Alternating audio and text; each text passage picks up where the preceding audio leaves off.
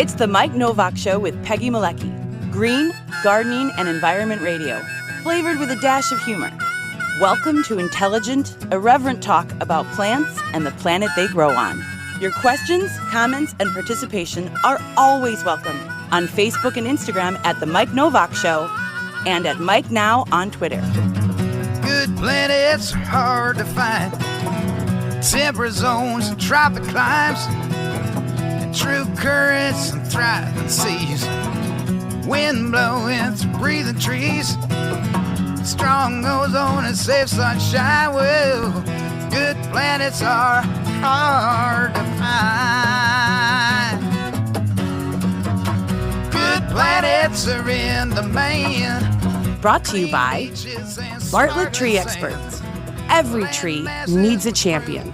Go to bartlett.com. Jet streams, perfect air. And here they are, Peggy Malecki and Mike Nowak. Well, good planets are in demand, right?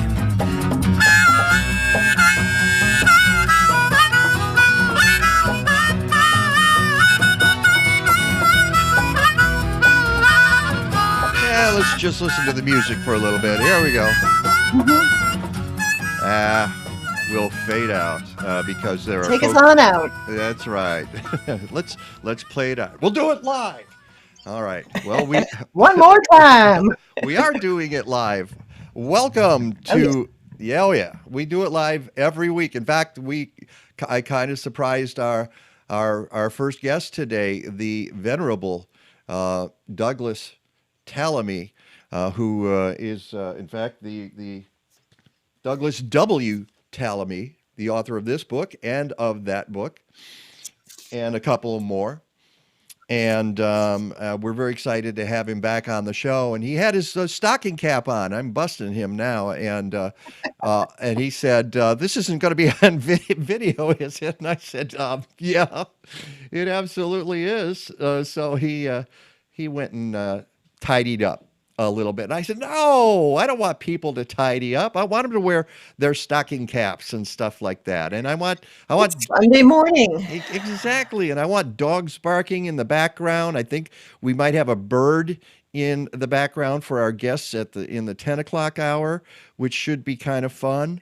In fact, I'm so glad you folks are watching today. What a twofer we have today, and it follows up a great show we had last week with Kelsay and Tristan Shaw from Possibility Place Nursery in Moni, Illinois. If you haven't seen that video, you need to go to our YouTube page and check it out, because we did the first hour and realized there was a ton more to talk about. And so we just said, hey, we just stay another half hour. So we did not quite a 90-minute, but probably an 80, 75-minute conversation with these guys about all things native. And they were wonderful. And go back and take a look at it if you haven't. And that is a great lead into today's show, because as we said, we start with Doug Tallamy from the University of Delaware, who's the author of a number of books about restoring nature, preserving nature, he's also created something called Homegrown National Park. We're going to talk about that, and who knows what else? Who knows where the conversation will go? But Doug is always so generous with his time. We're very pleased to have him here. And then We've got what? A problem? Oh, I was just seeing we have a comment from Zan saying she's not seeing us on YouTube this morning, but try hitting refresh, Zan, Alexandra. Now you got me worried about it. It's Sorry. I'm sure it's there. I'll tell you what. Why don't you refresh YouTube, Peggy, and make sure we're up there? But in the second hour, we go from the broader picture to the smaller picture, although it's a very important picture in Chicago. And Peggy and I, for the last several years, have talked about what's going on in Jackson Park with the building of the Obama Presidential Center, the controversy involving that, whether it should have been in Jackson Park. Nancy Bender says she's seeing us on YouTube, so is Snappy J Dog. So, Zan, it's you. Just letting you know. But there's the Obama Center, and then there began to be rumors that two golf courses on the south side, Jackson Park Golf Course and South Shore Golf Course, would be combined into a PGA-calibre course designed by Tiger Woods and his design team, TGR, and now that has resurfaced. That went away for a while, and folks wondered what had happened to that. Now that has resurfaced. Here's the problem with that. With the Obama Center being in Jackson Park, and I don't think a lot of people realize this, and it's what I put in my Facebook post yesterday to preview the show, that when the Obamas came to town, they said, hey, we're going to put the presidential center there. Were you aware that 800 trees, many of them mature, were going to be cut down to put up this center in Jackson Park? I'll bet a lot of people really only had the vaguest heritage trees. Yes. Yeah, we'll get to that too. Yeah. What is a heritage tree? That is, I was talking to the arborist who will be on the show with us in the second hour, David J. Nowak. He spells it the same way as I do, but he pronounces it with a W, Nowak, and no relation. And he's out of Syracuse, New York. He will be with us, and so will Jeannette Hoyt, who started an organization called Save Jackson Park. And right now she's fighting to preserve as many trees as possible in Jackson Park, considering that already hundreds have been cut down, and perhaps a couple of thousand more if this golf course is built. The South Shore Sanctuary would be obliterated. There's a lot going on, and we're going to talk about where that stands and what folks have been doing to, a lot of folks just don't want it to happen. And I can understand why. I, for one, and I will admit it, I didn't want the Obama Center to go in Jackson Park. But I'm not the 44th president of the United States. And they muscled their way in, and they got it. They could have done a lot more good, probably in Washington Park. And now we've lost, we'll lose probably 800 trees to that institution. It will take decades to restore the carbon sequestration that we're losing, and who knows about the water, and certainly air pollution benefits of trees are now lost. And the canopy over Lakeshore, next to Lakeshore Drive, is just gone. And the birds who are migrating, who might have migrated to those trees for hundreds of years, not so much anymore. Or food. Yeah, right. So this is what we're going to be talking about in the second hour. So I think you want to stick around for that. And before we get to that, one more quick thing, because I want to show you that there was a gnome sighting. There was. Well, it is spring. It is spring. Yeah, the gnomes come out. And the gnomes come out. And this was in Trailside. In the Forest Preserve District of Cook County, and I went out there last Sunday. It was a little mucky last Sunday, but not a bad day. I mean, it had been raining for several days, so we've gotten a fair amount of rain recently. Mm-hmm. And in the middle of the woods, we found gnomes. Look at that, folks. Dun, dun, dun. And actually, like we should be playing like Middle Earth music or something. I don't have any Middle Earth music available, but if that isn't the cutest darn thing you've ever seen in your life, and on the right side, that is my Kathleen Thompson, who is our webmaster and who's upstairs now tending the feed at MikeNovak.net of the stream of the show. On the left there is Mac Austin. She is the senior amateur nature correspondent for the Mike Novak Show, but she also happens to be an Illinois master naturalist. So we had a great time, and I just couldn't resist showing that photograph. So, all right, that's all the time we have. Good night, everybody. Oh, The gnomes are here. let's bring in our guest. There he is, Doug Tallamy, and let's make sure that your mic is on. I mean, I set these things up, and sometimes, yeah, it worked. There we are. Doug, good morning. Good morning, Mike. Your introduction has thoroughly depressed me. So, I am so sorry. Well, I didn't want to drag you into that conversation, but I had to preview what we'll be talking about in the second hour. But it is so important. All right, the last time you were here, which was in January, and thank you so much for coming back so quickly to be on the program. Basically, Doug said it's up to my wife because she holds the calendar of places that you speak, and you speak like 17 times a week. I know. seems like it. I'm sure it does.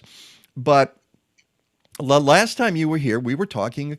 One of the things we talked about was Bell Bowl Prairie out at Chicago Rockford International Airport in Rockford, Illinois.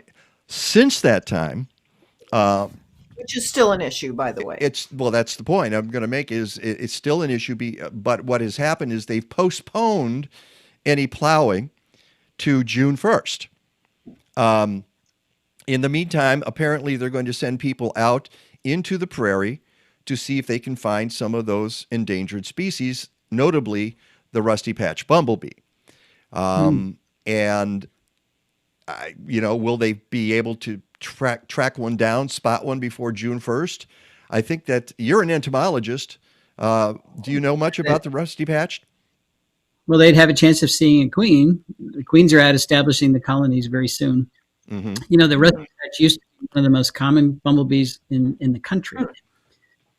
But now it's just about gone. And that's part of this massive defaunation that we're seeing.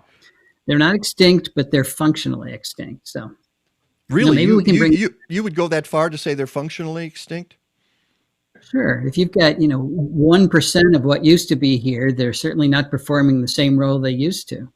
Mm-hmm. What does functionally extinct mean? It means they're not performing the ecological role that they used to perform in our ecosystems. So bumblebees are generalists, long-tongued pollinators. A lot of deep corolla plants depend on them. So if you take, let's say you have a population of 1 million and you make it 100, you've got a lot of plants that aren't going to get pollinated. So that's what I mean by they're not performing their function. It's not that if the rusty patch was always very rare, you wouldn't notice the functional difference. But the fact that it was one of the most common species, and all of a sudden now it's just gone, that's the real hit. And the question I have to ask you, and I think I know the answer to, is how did that happen? Do we really know why it disappeared? A bumblebee that was so ubiquitous is now suddenly nowhere to be found? We are pretty sure we know. It's very tough to prove these things, but we have commercial bumblebees that are used in greenhouses for tomato pollination and a few other things that were brought over from Europe. And along with those bumblebees came a disease. Those bumblebees don't stay in the greenhouse. They left, they spread the disease around. And there's one group of bumblebees in the US that's apparently very susceptible to it. The rusty patch belongs to that group. So it's probably been knocked down by disease as opposed to anything else. And there's Bombus pennsylvanicus is another member of that group disappearing. So there's 3 or 4 species that are all in trouble because of the introduction of that disease. At least that's the major hypothesis. There are some people who would have you believe it has primarily to do with pesticides, primarily insecticides. What would you say about that? Well, insecticides are hammering our native bees for sure, but the fact that these particular species are disappearing as opposed to other species that are not makes me think it's not a general factor like pesticides. And we're really talking about neonicotinoids that are, I was behind the 8 ball on neonicotinoids. I didn't realize how harmful they were. they are 7,000 times more toxic to insects and birds than DDT was. And yet we use them all the time, and we use them preventively. We coat the seeds with them, whether or not you have an insect problem. So you're putting this stuff in the environment. Then when the seed germinates, it takes up 5% of the neonicotinoid. 95% gets washed off into the water table, or it's blown away on dust. Wow. So it's leaving the field, in other words. That's what's hammering our pollinators and grasshoppers. Lots of things are disappearing. It really looks like that's a major cause. The thing that drives me crazy is if you look at the yield of a crop that has neonicotinoid seed coatings versus the yield of the same crop without seed coatings, there's no improvement in yield. You're not gaining anything. So why do we do this? Because nobody's thinking seriously. The pesticide companies say, here it is, it's great, and we use it without thinking about the consequences. The consequences are turning out to be really serious. Europe has banned them. Right. And I didn't think we were going to get into it this quickly, but that's one of the things I wanted to talk about today. If you go to my blog, we have several links to stories about neonicotinoids. You said something very interesting just now about DDT and how much more toxic it is than DDT. And 7,000 times more, you said? Wow. Yeah, unbelievable. 2022.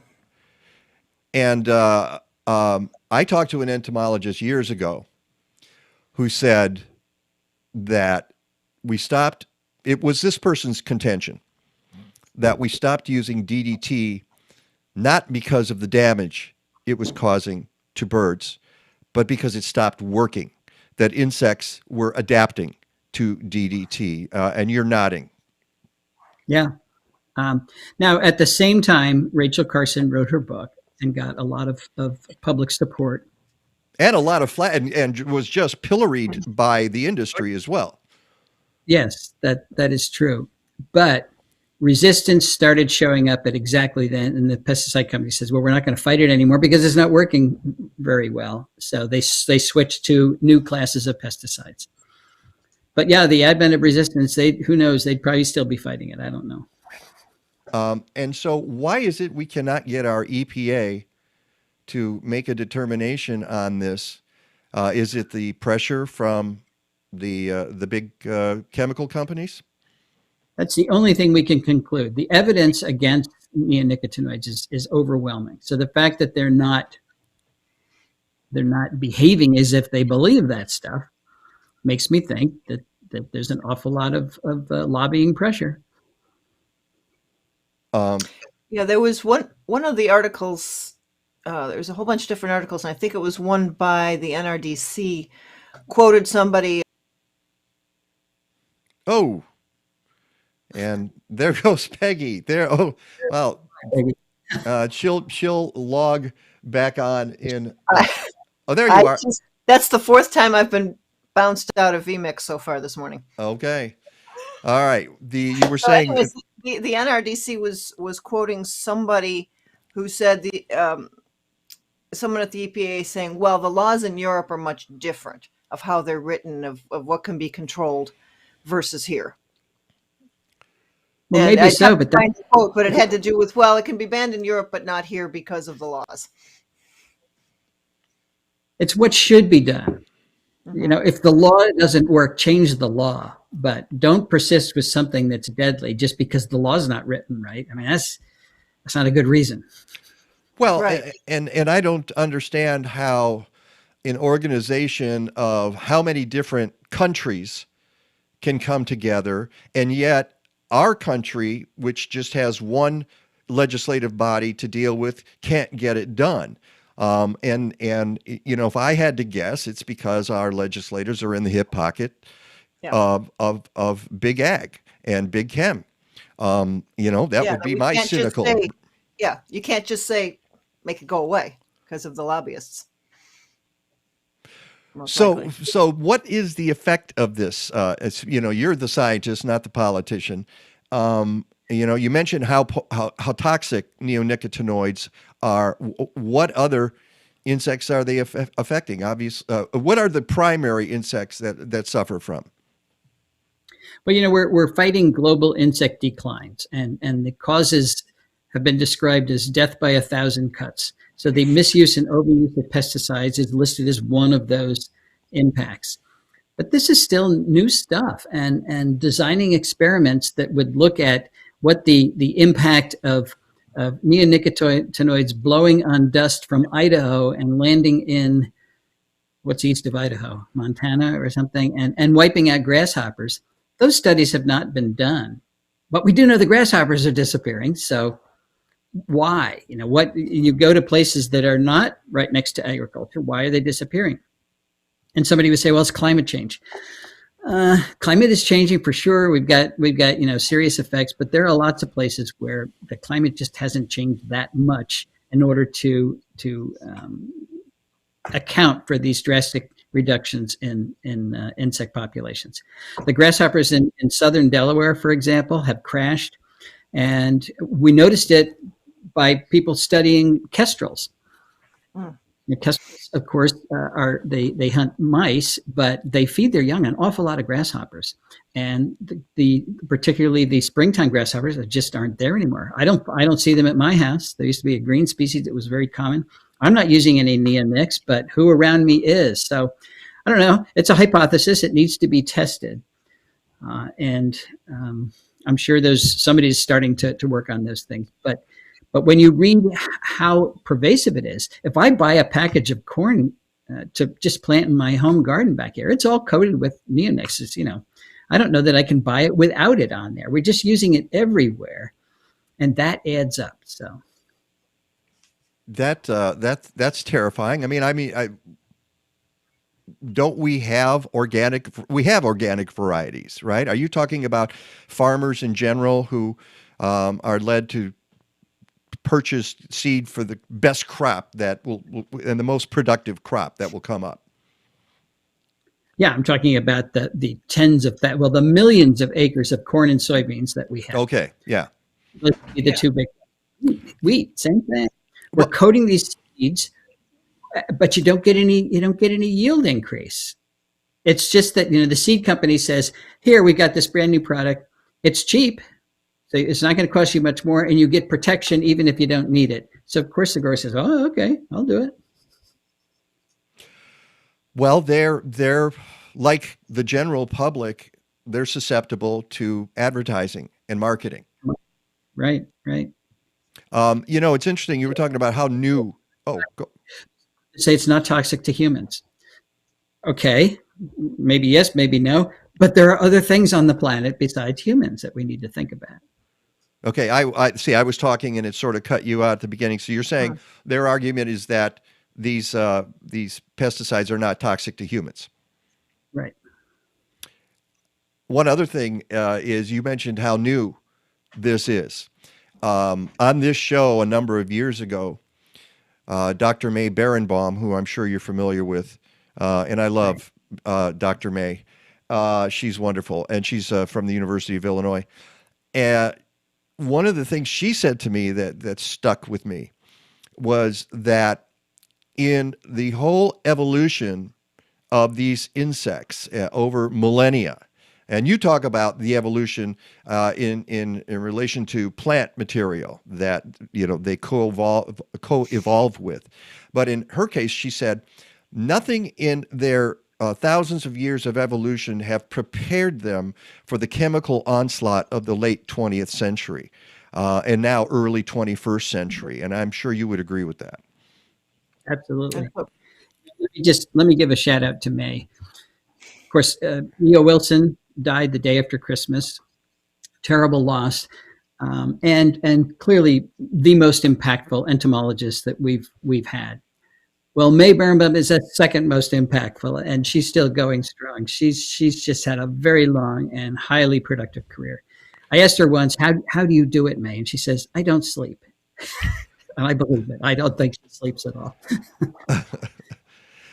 At a conference once, okay, I have to tell you that it was like 15 years ago, I think. I was at a conference where we were both speaking, and we stood in line for lunch, and we just started talking. And at that point, it was just as colony collapse disorder was becoming known.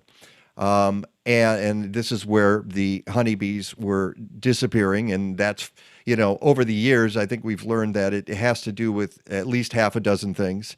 And as you talked about, infection is a key one. But some people were saying, well, it's the cell phone signals that are doing that. And she said that, the cell phone. Yeah, well, that comes right under bee rapture in my book about why they're disappearing, and that endeared me to her forever when she said that. I get that question at talks very often. What do you think about cell phones? All I say is I have no data on that, which is true. I have no data on it. So. Well, and it's the one and that you also get is probably chemtrails. I'm sure it's the chemtrails that are doing it, right? Yeah. So there's or the UFOs. Maybe. It's because we have enough real serious threats that are measurable that we know are there. We don't have to invent other ones to explain this. Right. We invent ones that are convenient to the story. I guess, yeah. Yeah. So, okay, we know that neonicotinoids are not an improvement. They're not helping the crops. They're killing our insects. For goodness sake, folks, can we go in a different direction? Really? That would be a good thing. I want to pop up something that I've been holding on to now for 2.5 months because I wanted to show this during the show. You had sent this to me before we talked in January, and it's this wonderful photo. That's fabulous. Isn't that great? That's just amazing. Explain to us, Doug, what are we seeing here? What's this an example of? You're seeing the end product of 2 months of me standing behind my camera in my front yard. Trying to get that. That's, of course, blue jay, and it is carrying an acorn away from one of my oak trees. And the story is that, of course, they depend on these acorns for food during the wintertime. And it turns out the jays are the primary disperser of oak acorns. There are a lot of things that eat those acorns, but they're eating them. They are not dispersing. So jays, they want to eat them too, but they fly up to 1 mile from the parent tree. And then they tap that acorn below the surface of the soil. And the object is they're going to go back in the winter and find it to eat. But for every 4 acorns they bury, they only remember where one is. So for every 4 acorns they bury, they've planted 3 oak trees. And because they're flying up to 1 mile from the tree, they're moving those acorns farther than anything else. And that allows oaks to disperse themselves farther and faster than any other deciduous tree in the world, really. And it's not just blue jays that do this, it's all the jays. The jay lineage and the oak lineage evolved together in Southeast Asia 65 million years ago. So they've had a long time to get their act together, and they're very good at interacting with each other. And that's just amazing. When we were talking about oaks, when you were back on the show in January, and about how widely dispersed they are and how many species, that has something to do with it. What were some of the other reasons that oaks are such an important species or genus? Sorry. Well, you've named a couple of them. They're old. They've been around a long time. They are dispersed across all of Eurasia and North America and down into Central America and even a little bit into Colombia. So they have a very broad geographic distribution. There are 91 species in North America, 265 species in Mexico alone. Mexico is just a hotbed. Yeah. I think 435 species worldwide. So that makes it a large genus for a deciduous tree. They're very closely related to each other, which means they hybridize within taxonomic sections. They hybridize readily. So it's very common to find oak hybrids growing in the forest. And many of those hybrids are viable. And this hybridization is one of the factors that has led to as much speciation as we see. And they're often fairly common. In other words, they're fairly densely plant or growing together. And the reason I can say that is they're wind pollinated. You got to have a buddy next to you if you're going to be wind pollinated, or it's not going to work. So all those factors together have made them real prime targets for particularly caterpillars that use oaks for their growth and reproduction. And that, of course, makes it wonderful for the birds, because those are the caterpillars that the birds are rearing their young on. So that's why I call oaks keystone plants. They're producing more caterpillar food for our birds than any other plant genus. And an ecosystem where oaks belong that doesn't have them is going to have, that's a real threat to the food web, because they produce most of the food that's out there. And I'm happy to hear that your book, The Nature of Oaks, which we talked about on the show last time, is doing very well. You said you don't even have a copy at home right now because they're selling so well. Well, I had a talk on Saturday and a talk on Sunday last weekend, and I had $1,000 worth of books in my car, and I sold them all. So and that was too bad, because I had a talk on Tuesday I was supposed to take books to, and I didn't have any to take. So I'll have to buy. Come on, I can't believe that Timber Press can't keep you stocked with books. I have to order them. They're not just going to send them. I usually don't sell that fast. So, I think people are excited to start going in person to talk again. And they've gone 2 years without doing that. And so a lot of people are buying books. And that's good for you. And it's good for oaks, and it's good for the planet, really. Yeah, good for Timber Press. Yeah, well, there we go. Yeah, and it's I think it's also more people becoming aware and realizing and wanting to learn. Yes. I often get the question, are you hopeful? And I am, for that very reason. You wanted to talk about Homegrown National Park. This is a perfect time to do it. Mm-hmm. Both the climate crisis and the biodiversity crisis, there are two major crises on planet Earth, and we can address both of them by putting plants in the ground. And if we choose the right plants, we can really help the biodiversity crisis. But when I say we, I'm talking about everybody. These are huge problems, but they do have grassroots solutions. And this is where the Homegrown National Park concept comes in. If everybody influences the piece of the earth that they interact with, if you own property, that's certainly where you start. And if you don't own property, help somebody who does. Make that property a functional part of your local ecosystem by putting the right plants in there. You do that, you're a member of Homegrown National Park. You are changing our sterile, human-dominated landscapes into natural ecosystems. You're going to be part of the solution of encouraging people to live with nature instead of separate from it. We're going to coexist with it, and that's why I'm encouraged, because when people hear that they can actually be an important part of the solution, they get excited about that. Instead of just wringing our hands, what can we do? We'll give up. We can do plenty of things, and they get excited about that. So there are a lot of people in this planet. If we all did our part, the problems would not disappear, but they would sure be much more solvable. Well, Doug, we're getting a ton of responses here. Yeah. In fact, Shelley just typed in, I'm an official member of Homegrown National Park, and you can go to my yard's up there too. homegrownnationalpark.org. And find out more. We're gonna talk more about that. We need to take a short break here, and I want to get to more of these comments, including from Greg, who says, Doug, why not sell that gorgeous photograph in outdoor pillows? Proceeds can go towards your foundation, Homegrown National Park. I don't want to talk about pillows. All right. It's the Mike Nowak Show with Peggy Malecki. We're talking to educator and author Doug Tallamy. You can pick up any of his books. Go to homegrownnationalpark.org and look for Tallamy's Hub. That is, and there's the product placement from Peggy Malecki there. We're going to take a short break. We'll be right back. Please stick around, and please send us your comments. We really want to hear what you have to say.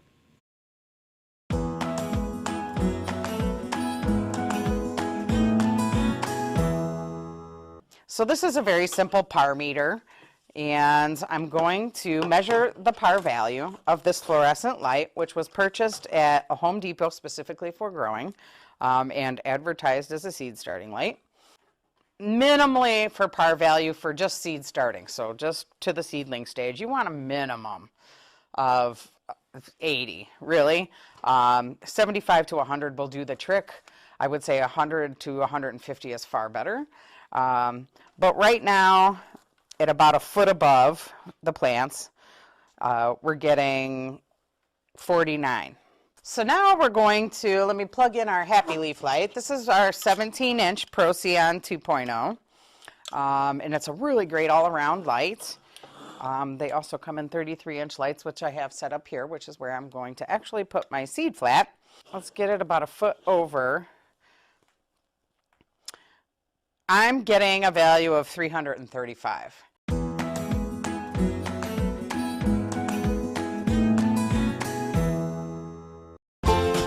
From spring seed and soil treatments to summer foliar feeding to fall stubble digesters, Blazing Star provides microbial tools from tiny biologicals for natural and organic farmers. They have solutions for home gardeners too. And Blazing Star also offers agroecological education and consulting, especially for permaculture work in zones 4 and 5. Learn more about these great folks and great techniques at blazing-star.com.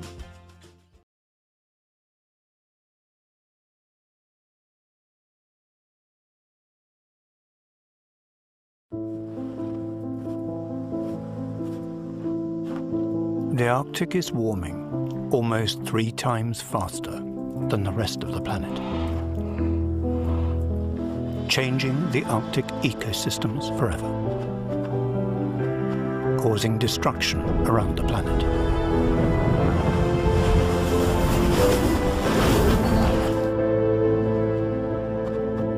Once Arctic ice melts, we can't get it back. We can't negotiate the melting point of ice. World leaders must take immediate action to keep 1.5 alive. And one of the ways you do that is to plant oaks and to plant natives. And There we go. There's the other product. you found it. Hey, you might want to sell that to Doug. He could use that right now. I mean, you could just mark it up a little bit. I bet you could make a killing on that book right now.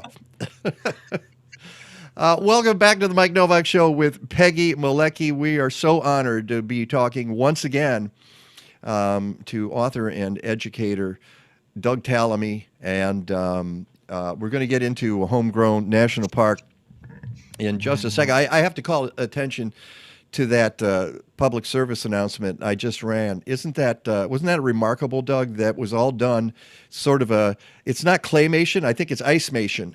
I don't know why I am so moved by the image of that bear moving across the screen like that and slowly melting as it does. It's quite moving. I was talking about some of the messages we're getting in from the folks who are watching the live stream. Sarah Batka from Illinois Extension says, yes, she also loves May Barenbaum. She's worked with May Barenbaum. If you're in Illinois Extension, you've worked with May Barenbaum. And she says, and Bee Spotter, go to beespotter.org.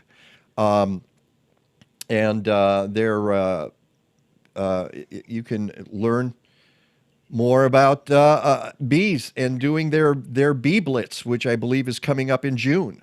So that would be their 8th annual bee blitz. So that's one thing you can take advantage of. I'm interested in this. Dryad Tree is the handle that's being used here, who wrote, I specialize in non-pesticide controls 15 years after I stopped registering for pesticide license for my 20-year IPM business. I only used caution label and integrated beneficial conservation release only for sterile landscapes. It's a great idea that does not sell. The mental dependency on chemicals, money, and lack of true balance systems is a huge impediment. Very little information to be found. We can find the pest drama and pop-up chem sales in one stroke. I won't stop, but I'm exhausted and heartbroken. I thought it's what all the hashtags wanted. Articles, lectures, daring venues, slow but steady. So there's somebody who's fighting the fight and having a hard time. Well, it's fighting the fight against some very powerful interests. You know, marketing works. So when you turn on the TV and it tells you that your lawn has to be perfect with no dandelions or no clover, and you just put this product on, what they don't tell you is that there's a herbicide in the product that will kill all broadleaves. Your lawn has to be perfectly green, and you know your pest control company will come and spray on the calendar just in case something comes. Or we're all hiring Mosquito Joe to go around and fog. Mosquito Joe says it only kills mosquitoes, when in fact it kills all the insects it comes in contact with. So we're wiping out anything that might survive in our yard. And I was going to say, and people are believing that all insects are bad.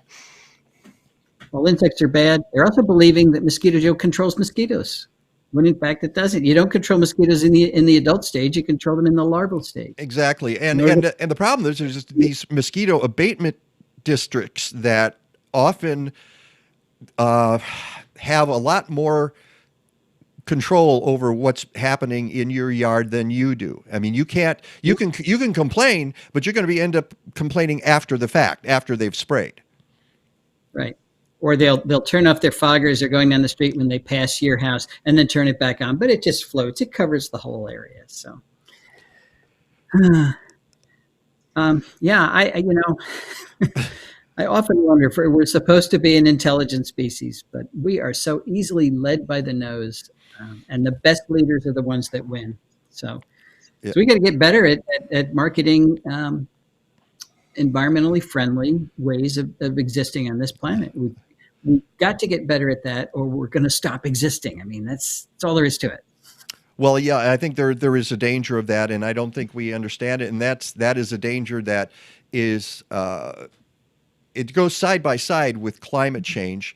It's not exactly the same thing. I mean, but it is. I mean, we're going to lose insects because of climate change. We're going to lose them for other reasons, and then it's all, again, the one rivet that comes out of the plane and it all crashes to the ground. We got another comment from Scott Jameson, who works for Bartlett Tree Experts, as you know, is the major sponsor of our program. And he said he loves your book, was a great read by the pool in Hawaii. Would be nice, wouldn't it, Scott?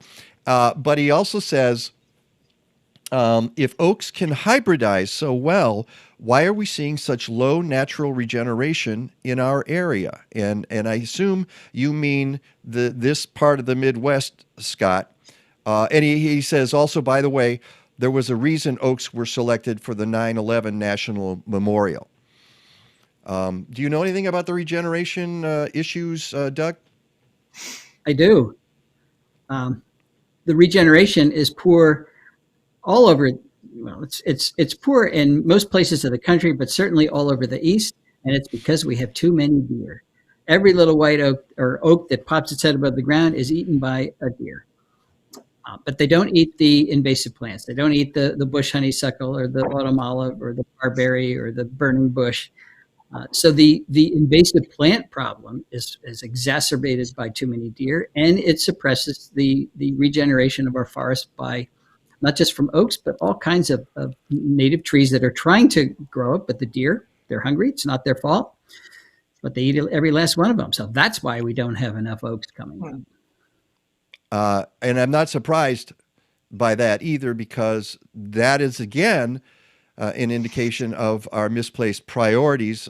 People cannot stand to cull Bambi, and yet Bambi is causing so much trouble, causing so many problems, not the least of which is the spread of ticks and Lyme disease. In addition, I was going to say, and the unbalance of keeping the deer but getting rid of the coyote and the other predators. Yeah. Yeah. Offsetting the balance. And let's not even get into what they're doing to wolves out in the West. I mean, it's horrific. It's the people, and it's they claim, well, they're killing our cattle, and you look at the numbers, the cattle kill is insignificant. Absolutely, it's just a bloodlust for predators in our landscape, which we've always had. We've, as a species, our own species has a bloodlust against other predators. There's actually some good news there. I heard this the other day. The Mexican wolf in I guess it's Arizona, but mostly New Mexico. I don't know what group it is, but they are doing exactly what I wish the Endangered Species Act would do, and that is they're paying ranchers not to replace any cattle that are killed, but they're paying them simply to allow the wolves to exist on their property. So even if there's no kill at all, you as a rancher get compensated for allowing the wolves there. And it's enormously successful. The ranchers say, great, and they're letting the wolves go. And occasionally they'll take a cow, but not much, as you say. But they're getting paid to be good stewards of the Mexican wolf. Well, that's too rational. It's too rational for us. If it's working, then it's always good to hear it works once in a while. Yeah. All right. Let's talk a little bit. Let's get back into the Homegrown National Park, and then I want to get to the planting tree issue before we finish this. But it is such a great idea, and in the article in Natural Awakenings Chicago, Peggy, you may do a product placement if you want. It's a lovely article, and you talk about wild spaces, and basically a wild space can be pretty much anywhere. It can be whatever you need it to be, as long as if you're paying attention at all to nature. A wild space can be a flower pot on your balcony if you're in an apartment, because the native bees will use it if it's the right plant. If you put milkweeds in there, the monarchs will use it. And we'd like you to go bigger than a flower pot, but any space works. When we thought about the idea of Homegrown National Park, I was thinking about reducing the area that we have in lawn, because we've got over 40 million acres in lawn, which is the size of New England. But we're going beyond that now, because lawn is the low-hanging fruit. It's easy to reduce that area. But let's say you've got a woodlot on your property. There's an enormous amount of acreage in woodlots that private homeowners own. That's got to be part of Homegrown National Park as well. Mm-hmm. And we can't leave out agriculture. So much of our land is in agriculture. So let's restore the native plants on the edges of the fields that is now lawn. They were all killed with Roundup and replaced with lawn. Let's put those plants back. That's where the milkweeds and the asters and the jewelweeds and all the other native plants that supported our native bees and the monarch and everything else used to be. We coexisted with agriculture and nature for more than 100 years. We can do that again. Let's put back the hedgerows. Let's put in for the first time prairie strips that will intercept topsoil before it leaves the farm, and nutrients, and provide a lot of resources for pollinators. All of those spaces on our big farms can be included in Homegrown National Park. Rangeland, thousands, millions of acres of rangeland. So if we repair the riparian corridors in those rangeland, you repair much of the rangeland and don't over it. So all those areas can be part of Homegrown National Park. Well, the economics of farming is one of the things that's killing us. I have a friend, Dave Coulter, and I hope he's watching. I don't know if he is, whose mission in life is to promote hedgerows, and because of all the biodiversity that used to be in hedgerows on farms. But now it's ditch to ditch. On every single square foot of land that they can get, because the economics are so bad for the average farmer. You have to do that just to make a living at it. And what we've done is we've killed off the biodiversity in the interest of getting a few more nickels out of the system. Well, some of these restoration initiatives are actually supported by USDA CRP programs. So if you put in a pollinator strip, you don't lose income. That you get paid to do What That's- is the CRP? Excuse me, Doug. What's the CRP program? Conservation Resource Okay. Program. I'm not. Conservation programs. Okay. Yeah, it's Oh, an ag yeah. compensation. I don't think that I don't think growers should have to fund the production of ecosystem services for everybody who lives in a city. That's not fair. I think we should all compensate anybody who's donating land towards good earth stewardship. I think we should have a pay per use fee. If you use the earth, you have to pay for it. It's just like Netflix. You know, you're not going to watch a movie for free. So $10 a year for everybody in the U.S. That would give us what, 3-point-something billion a year we could put towards conservation. Nobody would even notice us. One trip to Starbucks. But rather than saying, well, you know, you're a grower, you're going to have to give up your land and put in these things for everybody else's sake. I don't think that's fair. CRP is a land conservation program administered by the Farm Service Agency. In exchange for a yearly rental payment, farmers enrolled in the program agree to remove environmentally sensitive land from agricultural production and plant species that will improve environment, health, and quality. Contracts for land enrolled in CRP are from 10 to 15 years in length. The long-term goal of the program is to reestablish valuable land cover to help improve water quality, prevent soil erosion, and reduce loss of wildlife habitat. So, pollinators, all of those go into it. Yeah. So your goal with Homegrown National Park is take every inch of land you can and make it work for our wildlife. Which means it's working for us. We're gonna make it productive, ecologically productive. We need it. Biodiversity needs it, and there's no reason not to do it. Our friend Mac Austin, our senior amateur nature correspondent for the Mike Nowak Show with Peggy. One of the gnomes. Yeah, one of the gnomes. She writes, Norway did the Bumblebee Highway through Oslo, which was flower pots and window boxes throughout the city. Great. And you know, and that's one of the things that I remember from years ago when we first talked. You were promoting corridors. The corridors. Mm-hmm. If we can connect in any way these natural areas, or even the flower across pots our blocks in the city, right? Yeah. That also benefits nature. Right. I don't like to use the word corridor anymore because it suggests it's just a place where plants and animals can move back and forth between viable habitats. Okay. I want to create viable habitats everywhere. So they're gonna be able to live there. They're not going to have to run back to their home base. I want you. Would you say that again? You want to create what?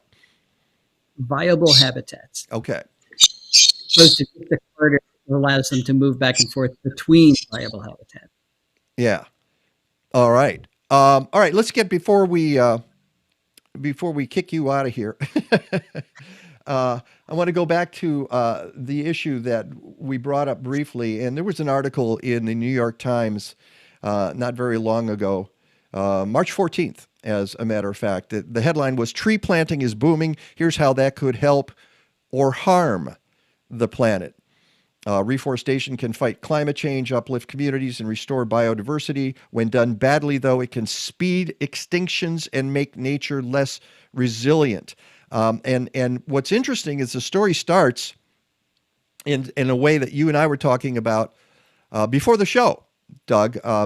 A tree planted for every T-shirt purchased, for every bottle of wine, for every swipe of a credit card. Trees planted by countries to meet global pledges and by companies to bolster their sustainability records.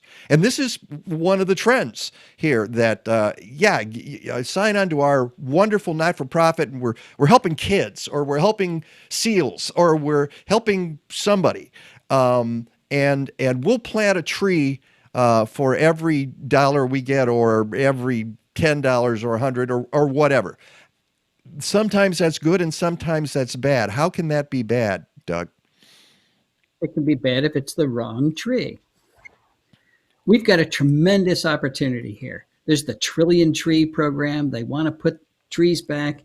We've removed more than 50% of the forests on planet Earth. If we put them back, we'd grab up to 30% of the carbon out of the atmosphere to rebuild those forests. That's all great. But we've also lost, we've lost 2/3 of our wildlife. We've got a serious biodiversity crisis. If you choose the right species of trees when you're doing this, we can address both problems at the same time. I heard one of the Trillion Tree people the other day talking about putting Paulownia, which is the princess tree from China, in Africa. And the reason they do that is because it will grow there. I heard one of the Trillion Tree people the other day talking about putting Paulownia. Oh, that's okay. Are we here? Yeah, we're good. Okay. What a terrible choice. It's a terrible choice for carbon sequestration, first of all, because it grows really quickly and dies really quickly and won't hold that carbon. But put native trees in Africa. In Portugal, the forests are dominated, and I mean really dominated, by eucalyptus from Australia. It's a good lumber tree, but there are other good lumber tree species, trees that will actually support local biodiversity. So choose your trees, your species wisely, particularly if you're planting for climate change, and then you can help biodiversity at the same time. But a non-native tree, if it's non-native, it doesn't belong there, and it's not going to support the biodiversity that we need to support. And that very article does talk about eucalyptus trees. It says they grow fast and straight, making it a lucrative lumber product native to Australia and a few islands to the north. Its leaves feed koalas, which evolved to tolerate a potent poison they contain. But in Africa and South America, where the trees are widely grown for timber, fuel, and increasingly carbon storage, which is not a bad thing, obviously that's a good thing, they provide far less value to wildlife. They are also blamed for depleting water and worsening wildfires. They're also used in shade coffee. You're told buy shade coffee because it's good for the birds. Well, not if it's shaded by eucalyptus. So. And this leads us to greenwashing. Well, greenwashing is a big part of it. It's as I mentioned, people or the article mentions too, people want it on their resume. They say, well, we planted 1 million trees or 10,000 trees or whatever, and it makes them look good. And people say they're the good guys. But if they're doing it wrong, it could be causing harm. Yeah, or in places there shouldn't even be trees. Yeah, we're not going to use the Sahara Desert as a place to put trees. And that's a no-brainer, except people talk about that. So. Well, and as you and I I mentioned Kelsay Shaw from Possibility Place, he was talking to me about this because he knows a couple of really reputable not-for-profits that are and I'm not going to name names here. I probably should, but that are working with tree companies that are providing inferior products that are not going to survive or might be the wrong trees in the wrong place. And how do people guard against something like that? I mean, if you're giving money to a not-for-profit, they're not going to tell you, or maybe they will tell you who their tree partner is. Maybe you need to write and say, who's your tree partner? Yeah, it's an important issue, particularly when they're giving away free trees. You say, well, this must be good, but it's where a little knowledge helps. It's got to be a tree that is native to your area. It's got to be a tree that is non-invasive. I mean, I know programs that are giving away Callery pear, Bradford pear. It's giving away tumor. No! Yes. So it takes a little bit of knowledge on the part of the public to say, well, that's not a tree that I want. Just because it's free doesn't make it good. Oh my goodness. I can't believe we're still planting Callery pears. Well, there's all that inventory of them. Yeah. Yeah. And that's what they tell you. So I'm sorry, what was that, Doug? We've been complaining about inventory for decades. They keep planting them because they keep selling. That's the problem. And because they look pretty. That's so hard to educate the public. It's the public that keeps buying them. Well, it's because the public in my neighborhood, in Logan Square in Chicago, in spring, there are Callery pears everywhere. And people drive the boulevards and they go, oh, look at those beautiful flowers. Where can I get one of these? And then they go to a garden center and they say, here's how to get one, instead of saying, no, don't plant that. Please don't plant that. And that's where the disconnect is. It's at some point, if the consumer wants it and it's bad for the planet, you need to tell the consumer, no, we don't sell it because we think it's not a good choice. Well, South Carolina has now banned them. And there are bounties on calorie pears in other places, North Carolina and St. Louis and Fayetteville, Arkansas. If you take out a calorie pear, they'll give you a free treat. Minneapolis too. So yeah, this sometimes top-down regulation is necessary. Unfortunately. Right. You know, and that's a really good point to end on. That you can legislate your way to a better planet. It doesn't always have to be the case. Wouldn't it be wonderful if everything was grassroots, came up from the bottom? But sometimes you do have to work your way down because people don't know. Unless they're educated, they're going to fall for the trap of even a lilac, which is a beautiful fragrance, and people have had them for years in their gardens. It's not a native plant. And the good it's doing is for you personally as a human being for a couple of weeks each spring. Mm-hmm. But it's also not invasive, which is great. So it's a decoration for your yard, and you can have some decorations, but your yard should be dominated by those natives. Right, as you have said, and you're still studying this. I realize you're still studying this. The tipping point is about 70%. Is that right? 70% native. Yeah, it will do the job. Doug Tallamy, thank you so much.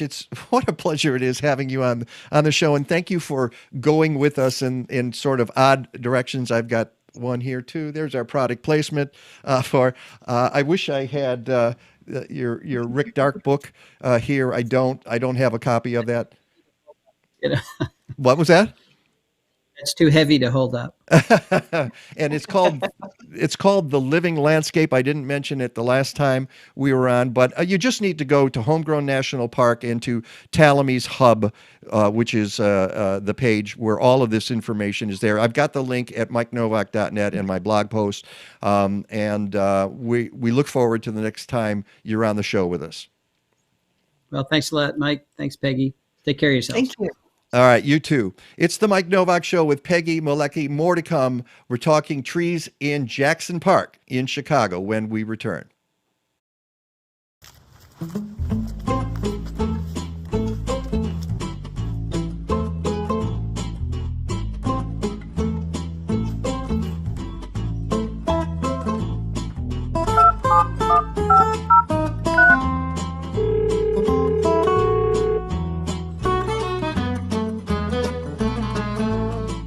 Hey, good morning, Dr. Lloyd. How are you? Hey, Victor. Doing well. How about yourself? Doing well. Hey, I was noticing this, and I assume it's a mushroom, but can you tell me a little bit more about it? Yeah, it would be commonly referred to as a mushroom or a fungus. This is Ganoderma sessile, which is a type of primary decay fungus that we find in our landscape trees that have some level of decay present in them. And if you look closely at the top of the fungus there, it's got a shiny red, almost lacquered cap. And the genus Ganoderma, the word comes from the Greek meaning shiny skin, literally. And this genus of fungus, in particular the shiny cap varieties, are considered sacred in many parts of the world, where they've been used medicinally for thousands of years and commonly referred to as reishi or lingzhi.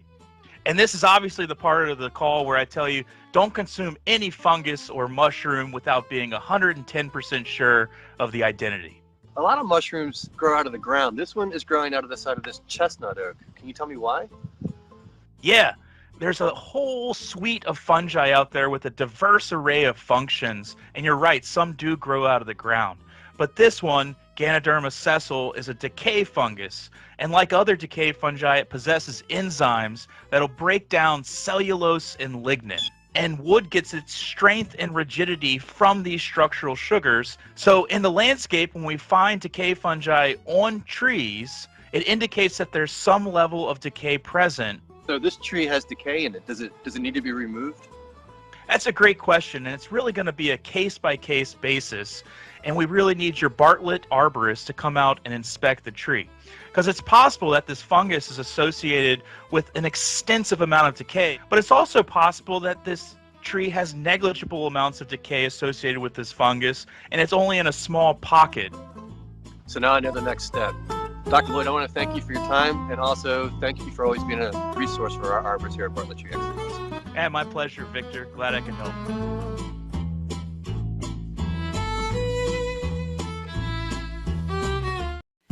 Welcome to the Mike Nowak Show with Peggy Malecki.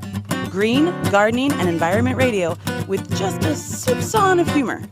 Or is that a dash? Brought to you by Bartlett Tree Experts. Every tree needs a champion. Go to bartlett.com. Here they are again, Peggy Malecki and Mike Nowak. All I need is good food to eat and make me healthy, wealthy, wide awake. Lettuce, tomatoes, rooted bacon. What about those sweet potatoes? All I need is good food to eat. All I need is good food to eat.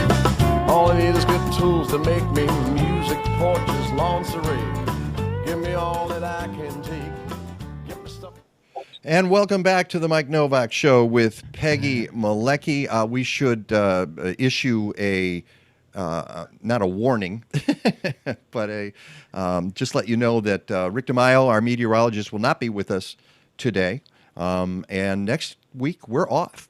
Peggy and I are taking Easter and doing whatever we're going to do on Easter. So just a heads up there is what we wanted to give you. And as we mentioned earlier in the program, we've been talking for several years about this issue going on the south side of Chicago. It's a big deal here, maybe not to people in other parts of the country, but well, I guess it is. Anytime you put up a presidential center, that is a pretty big deal.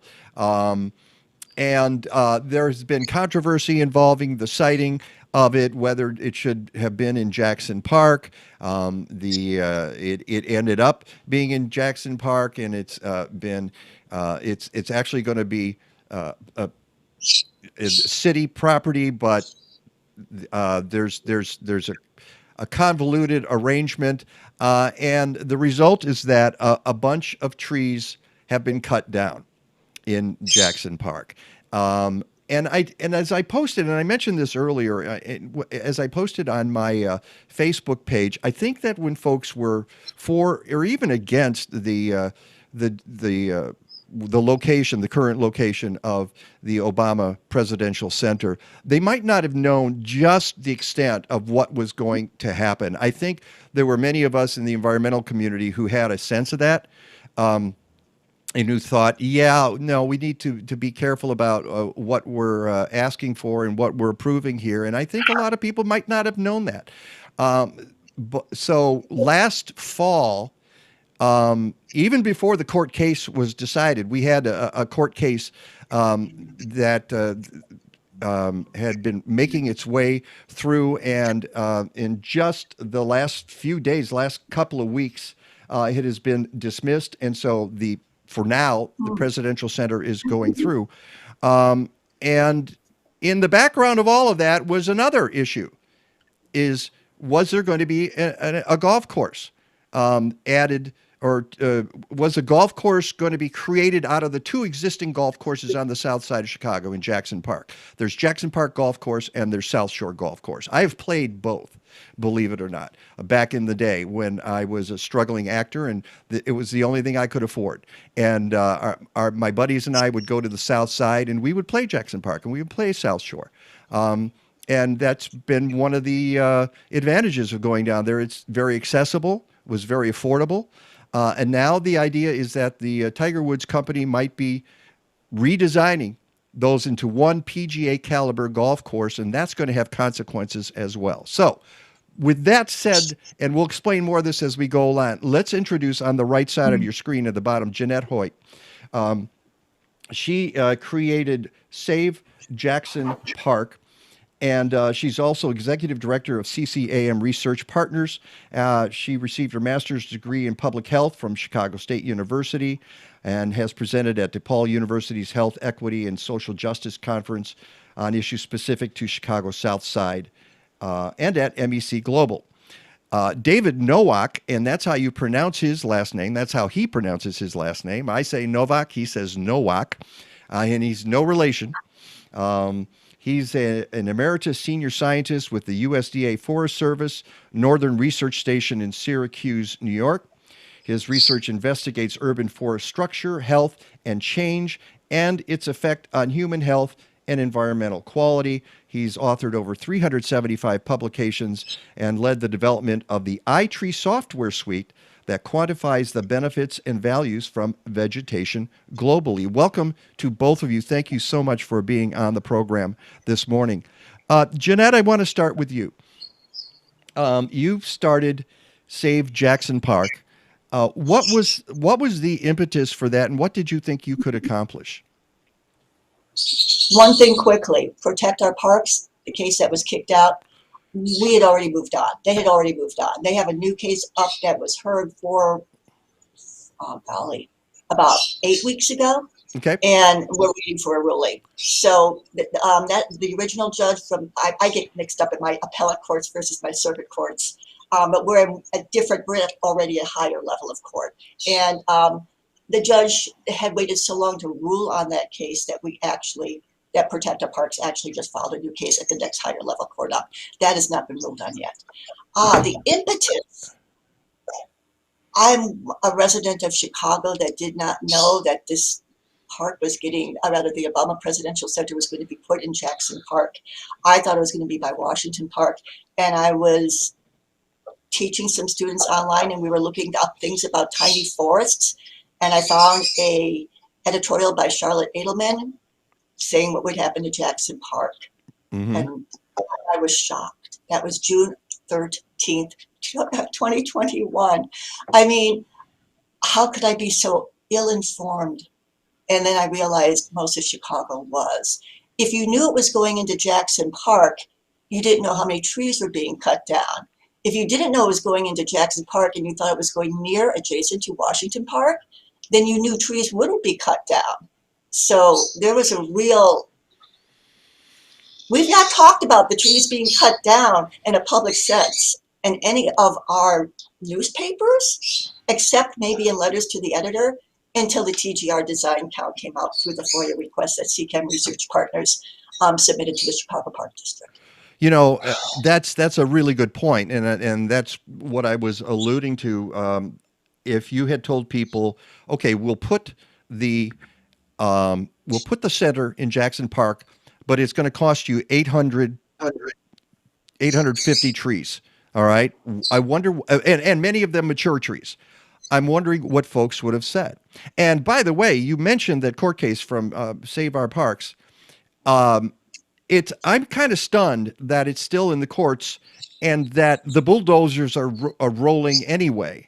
And you're shaking your head, Peggy. I think because we've had people on the show. We've had Juanita Irizarry from Friends of the Parks, who, and her point all along was, I want the presidential center. I want it on the South Side. I just don't want it in Jackson Park. And that was my point. I feel the same way. That was the wrong place for it. And you'll never get me to believe it was anything but a land grab. And there are people who will argue about that. But I think if you have enough power and you have enough money, you can get anything done in Chicago. That's the way we roll. But I think that it's just moving on. It's in the courts, but it's just moving on anyways. Right, which is just kind of amazing. It's being delayed. It shouldn't take, what happened to, there's a phrase about justice being in some sort of accordance of speed. It shouldn't take 4 months to rule on a case. And meanwhile, Protect Our Parks actually petitioned the Supreme Court of the United States twice, SCOTUS twice, seeing if they place an injunction in place to stop the trees from being cut down. There's two things. Rahm Emanuel gave the Obama Foundation a 99-year lease for $10 on that parcel of Jackson Park. That's the first thing. The second thing is the buzz that we heard, and we sort of, if you read into it, the Obama Presidential Center, when they the Obama Foundation, when they submitted their last report to, I guess you'd call it the city of Chicago, to show what sort of funding was in place, because they had to raise a certain amount of money in order to put that thing there. The taxpayers, we're on the line for all the roadway improvements, which is going to be at least $2.5 million, if not more. But they had to show that they could build and run the center for at least 2 years before they would be allowed to begin construction. And their donations were moving so slowly that the thought was, the buzz on the streets was that because Protect Our Parks had been still fighting this, that's why the Obama Foundation was having a hard time raising money. So the Obama Foundation moved ahead and started clear cutting trees to show that they would have that portion of land, because the injunction had also been lifted like about 14 days earlier. And that was a way to raise money. And if you time the cutting down of the raising of the injunction and the cutting down of the trees and the last donations, they all sink. Well, even though there's still a court battle going on, it seems moot if the trees are down. I mean, what else is going to happen in that space now? Well, there's more trees. Well, There's yes. actually, Yes. there's 564. No, wait. There's more trees on the Obama Foundation site. There's 564 more trees. So these could still be protected. I'm a little confused So about. let me explain the advisory referendum question, because that would give you an answer. So that's why we fought to have this advisory referendum non-binding question placed on 3 precincts in Chicago, precinct 14, precinct 19, and precinct 37. The All in question reads, all in the 5th all ward. on the south side. Yeah, all in the 5th ward. Right. All right. So There's that. But anyways, shall the city of Chicago and the Chicago Park District stop cutting down trees? Stop cutting down the trees in Jackson Park. Meaning, okay, keep your site for the Obama Foundation, Obama Presidential Center. Let's not close all these streets and cut down all these trees and try to expand Lakeshore Drive into Lake Michigan, for God's sakes, over 3.5 graded wetlands, which might not work so well. Let's stop now and take that land, and let's make an Obama Foundation Presidential Center there, but let's not continue this horror. We don't have to. all right. And so that non-binding referendum is going to be on the ballot in June. That is the primary ballot for the state of Illinois. It has nothing to do with aldermanic or mayoral elections, which come next year, but it has to do with the state elections, which are this year. And so that question, and I've got it right here because I put it in my blog so people know. The question is, shall the city of Chicago and the Chicago Park District stop cutting down trees in Jackson Park and preserve the trees in South Shore Cultural Center Park? And the residents of precincts 5, 14, 19, 34, or 35, all in the 5th ward. 14, 19, and 37. 37. 37. Okay. We grabbed South Shore right behind the shopping plaza at Jeffries and 71st Street by St. Philip Neri Church. If anybody from the South Shore is listening, you've got a chance to make your voice heard. All right. Not just Hyde Park. So that's part one. Okay. That's just part one, because there's, as we said, this is a soap opera in progress here, because we have it has so many tentacles. It does, and there's even the idea that the Obama Foundation promised that the Women's Garden in Jackson Park would be saved, and that was wiped clean. All right, there's this wonderful op-ed that was it's a sad op-ed in the Chicago Sun-Times from last year by Liletta Robinson. And she wrote, for those of us who live near Jackson Park and have become spoiled by its natural beauty, the loss was jarring. Every foundation stone from the 1893 World's Fair Women's Pavilion was removed. Every plant from the May McAdams Design Garden was ripped out. Every tree was cut down. When I pass the site now, I have to look away. It's just the And saddest. that is the cover photo on this week's blog. Is that garden? On whose blog, Peggy? Our blog. No, that the one I have, the cover photo. That's the. Oh, is that? That's with the circle in it. That's the garden. Oh, that's it. Okay, right. You're right. I'm sorry. And so that's part of what was happening there. Then Yeah, that yes, one. yeah, that's it. That's on our. In fact, I then no, you know, This is what this Well- is before.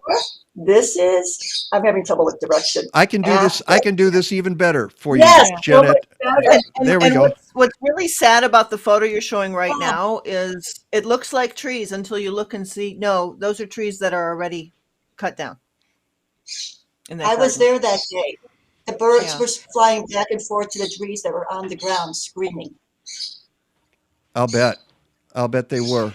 And I, you know, it's like there's the whole concept of putting in the center, and then the reality that people didn't realize what's lost. The public They didn't, not realizing they what didn't was know going that to be many- lost. They didn't know that many trees were going to be cut down.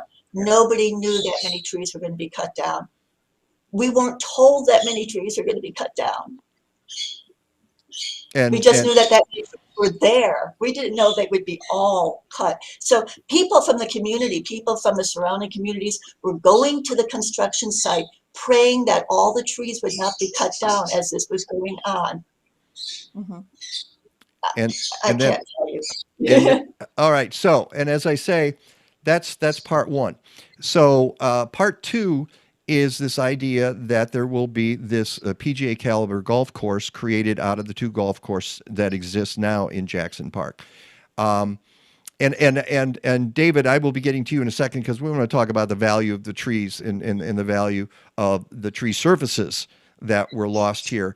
But I want to get to more of the information that you sent to me, Jeannette. And so let's take a look at the area. This is Jackson Park Golf Course.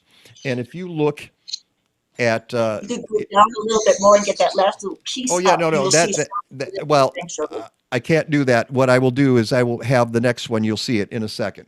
And this marks the young trees, seedlings, saplings, or recently planted, developing, then the developing trees and mature trees, declining trees, and deteriorating trees. And they're all marked by different colors here. And you can see there's a wide range of colors because not all the trees are in good shape. Now, if you look to the lower right, you'll see the start of the South Shore course, and that is this.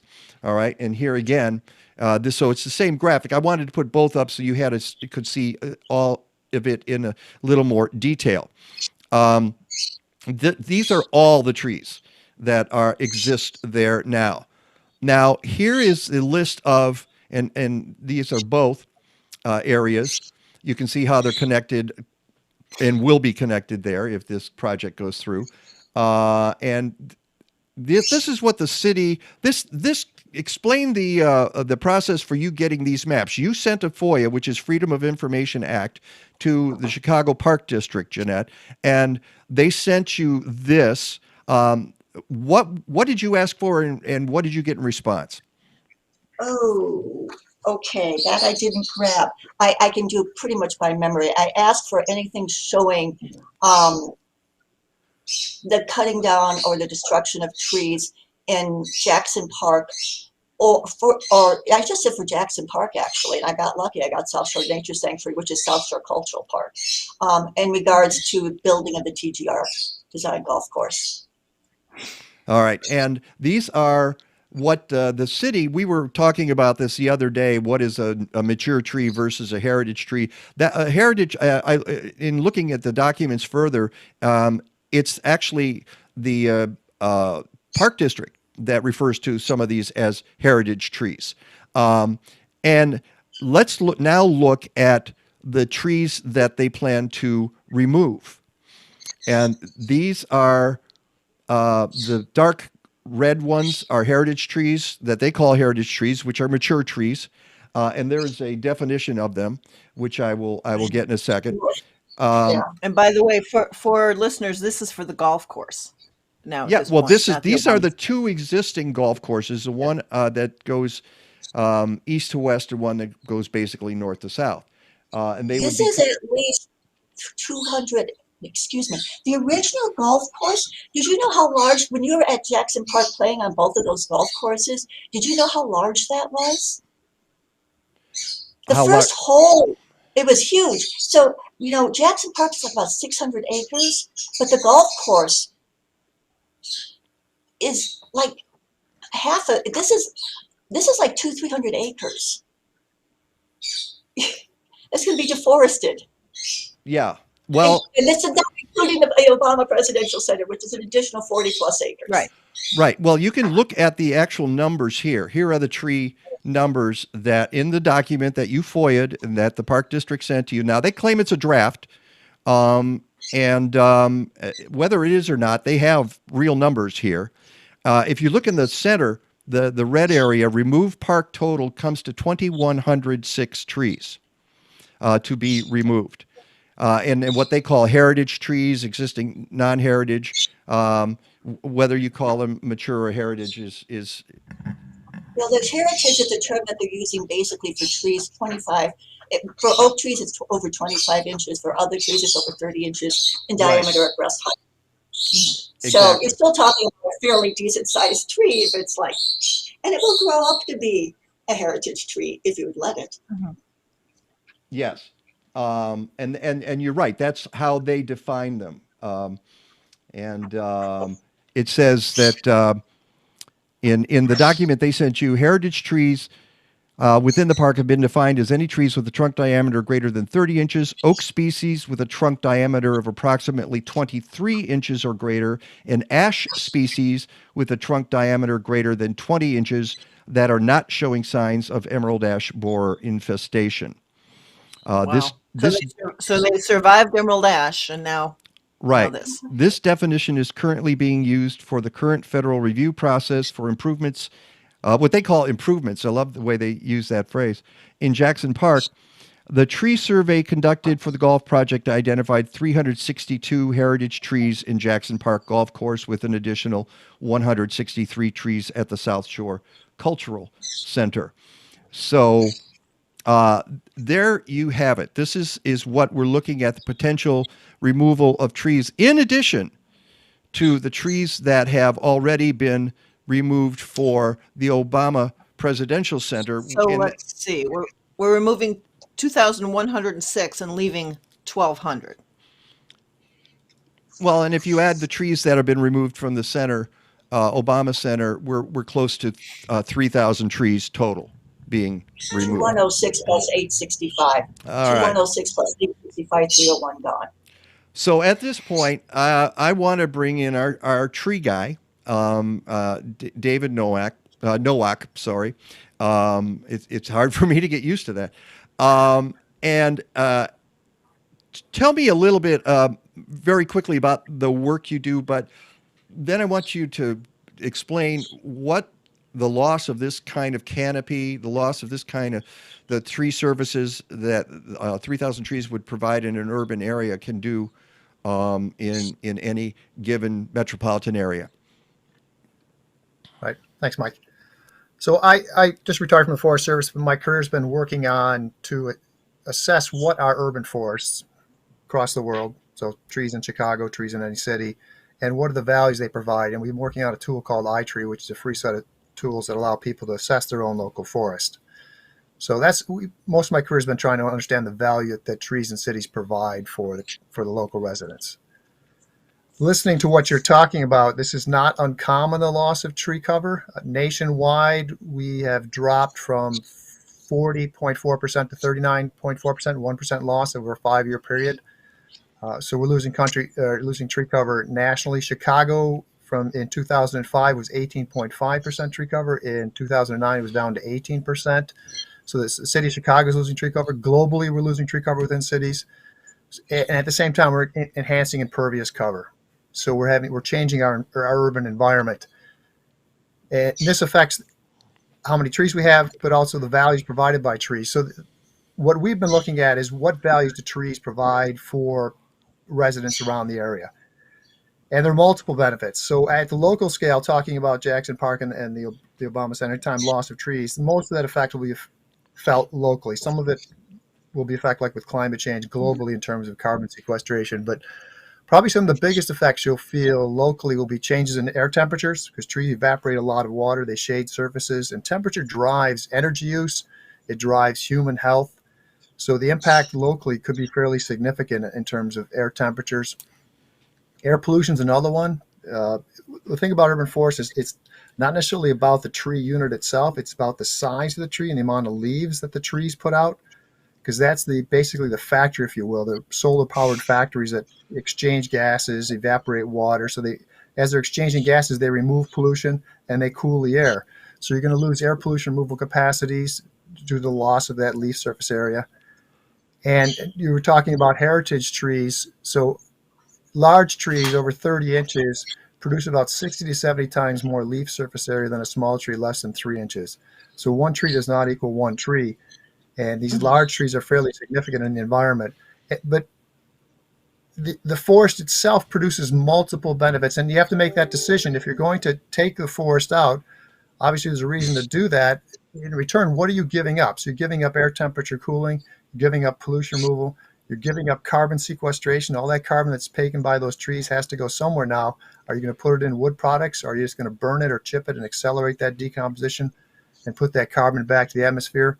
The water cycle is going to change in that area, because now the trees were intercepting water and evaporating water and allowing the water to infiltrate into the soils. If you're putting more impervious surfaces down or not allowing that water to infiltrate into the soils, you're going to have issues with water runoff and water quality. UV radiation, tree leaves absorb 96% of ultraviolet radiation. So the capacity of that shading is going to be lost, and therefore increases in ultraviolet radiations in the neighborhood around where the trees were, which leads to skin cancer and cataract, other health effects. There's a whole host. We're talking, I mean, you had Doug Tallamy on earlier, the wildlife capacity, wildlife habitat's going to change with the loss of those trees, changes in noise, Right. in terms of how Right in the migration path. Yeah.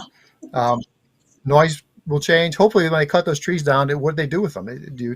There's a chance to utilize it for wood products and at least reduce that decomposition of the wood. Mm-hmm. So what you get is multiple benefits that are going to be changed in that area. And one of the biggest ones is going to be the social environment. Just the viewing of it, and people appreciate aesthetics of the forest itself, but people also, it affects their brainwave, their body and human health. Brainwave patterns change, cortisol levels change when you view in and around vegetation. So there's multiple facets of the forest that are going to change. I'm wondering, Jeannette, did anybody ask what would happen to those trees once they were cut down? I imagine it happened so suddenly.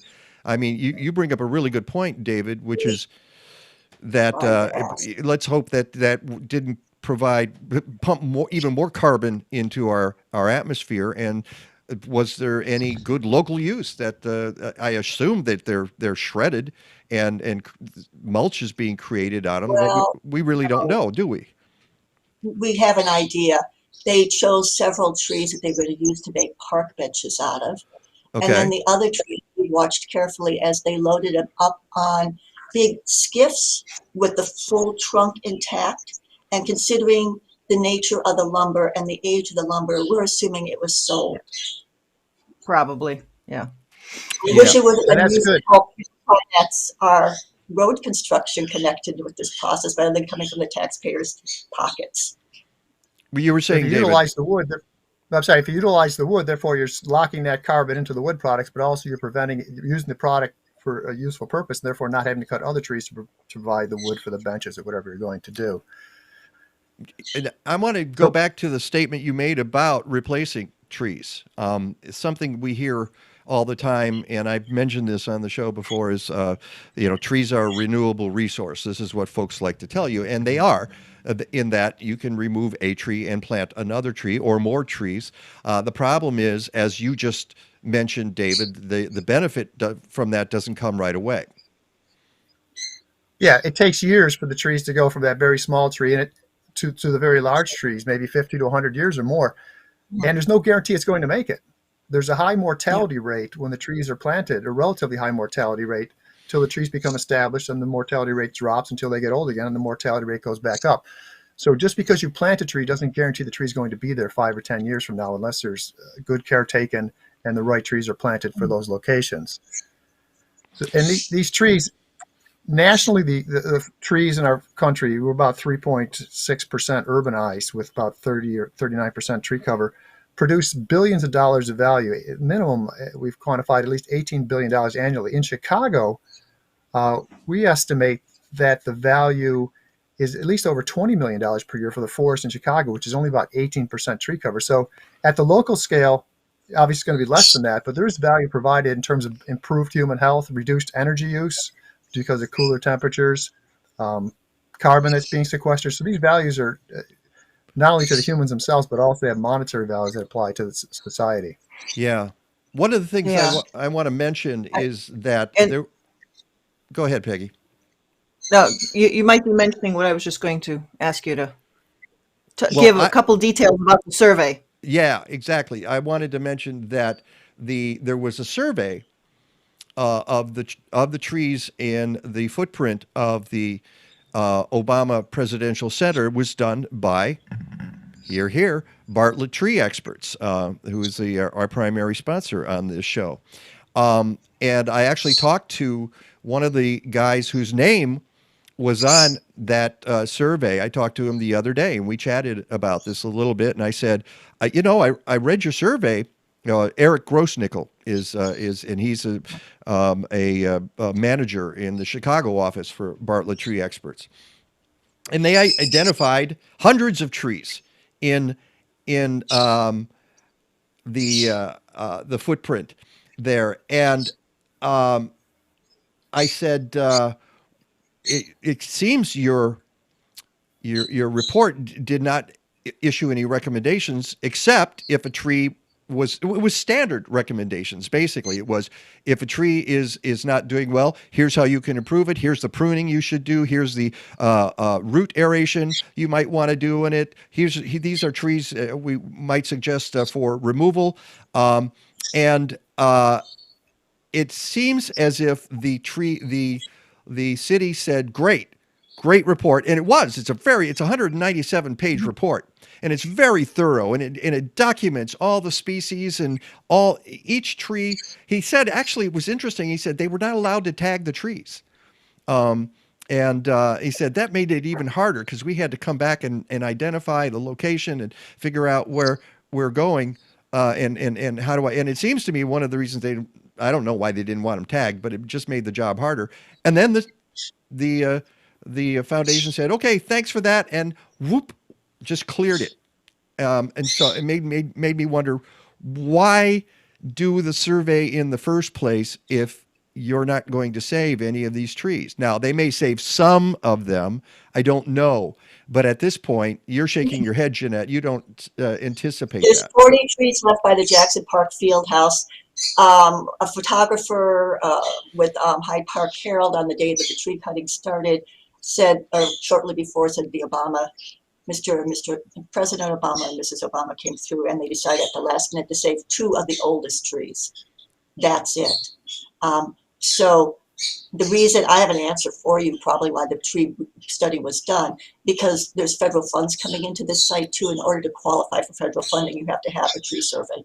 Yeah, it seemed to me it would be something like that. So the Bartlett survey estimated that those trees in that footprint, and this does not include the golf courses and the proposed PGA-calibre golf course from the Tiger Woods people, but Bartlett estimate that the trees that they surveyed stored 203.8 tons of carbon, sequestered 5.8 tons of carbon per year, removed 341.5 pounds of air pollution per year, had an air pollution removal value of $946 per year, which seems low to me, but and had an avoided runoff amount of 9,591 cubic feet per year, an avoided runoff value of $641 per year.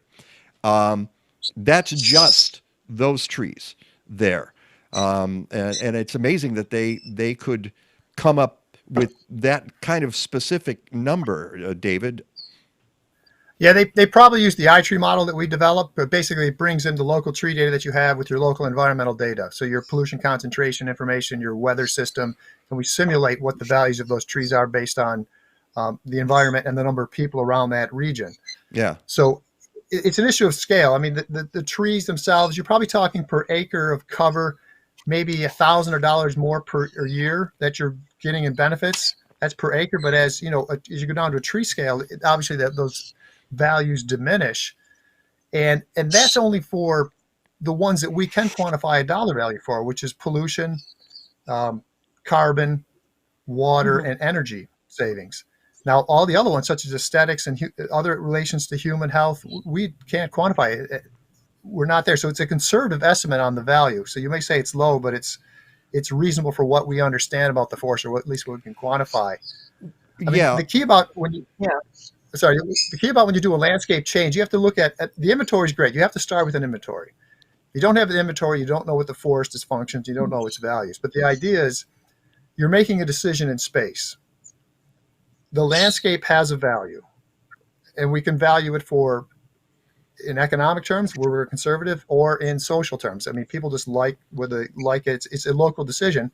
And on the other side, you got to weigh if you lose that forest, what are you gaining in return? And that's why it's a local decision. In each case, it's a little bit different in the decision. But you have to understand that nature is not a vacant lot, and these trees are not basically doing nothing. They have a value that's producing benefits for health and the environment around that park. Doesn't mean you can't cut them down, but at least you should take the time to think about, and I'm not saying they didn't do that, but think about the decision you want to make and what you're giving up in terms of what you're gaining, because there is value to those trees. Right. And if I can pop in here, Scott Jamison from Bartlett says, yes, they did use the iTree tool. Good. I'm glad to hear that. So one other thing we haven't even mentioned is if the golf course is built in the way that it might be planned, we don't know what the final plans are. And transparency is always an issue in these kinds of negotiations. It would wipe out the South Shore Nature Sanctuary. And you're not the only group. Jeannette Save Jackson Park is not the only group fighting here. There's got to be a dozen groups that are fighting, whether in the courts or in the court of public opinion, on various social media. There's Save Our Sanctuary is tweeting out there and getting some viral posts up, including information that came from you, Jeannette, in the FOIA you sent out. And that's to save the sanctuary in addition to the trees. Right, because the sanctuary, and the reason the sanctuary is being targeted because it's on a point that juts out into Lake Michigan.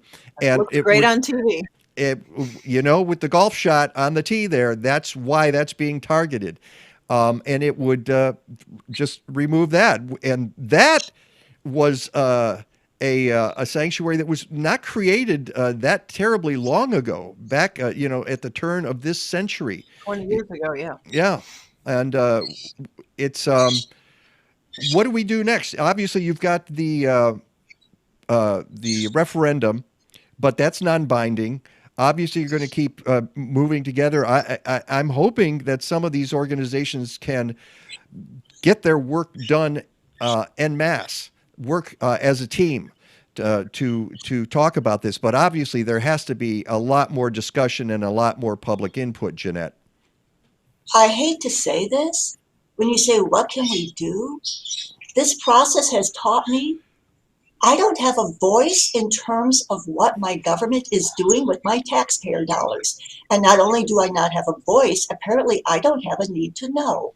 Okay? So all I can think of to do is tell everybody I know, right? Every person who might be interested in this that I know, and hope that somehow public pressure born of shows like yours, Mike, and public pressure born of other news outlets will create some sort of catalyst for action, because we don't have anything we can do.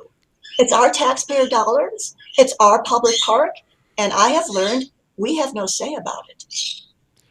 And that's a sad commentary. And we've seen this before in other issues. For instance, Save Bilbo Prairie, and other issues in Chicago, where the lack of transparency just cripples the public's ability to weigh in on this. So we're going to keep track of this.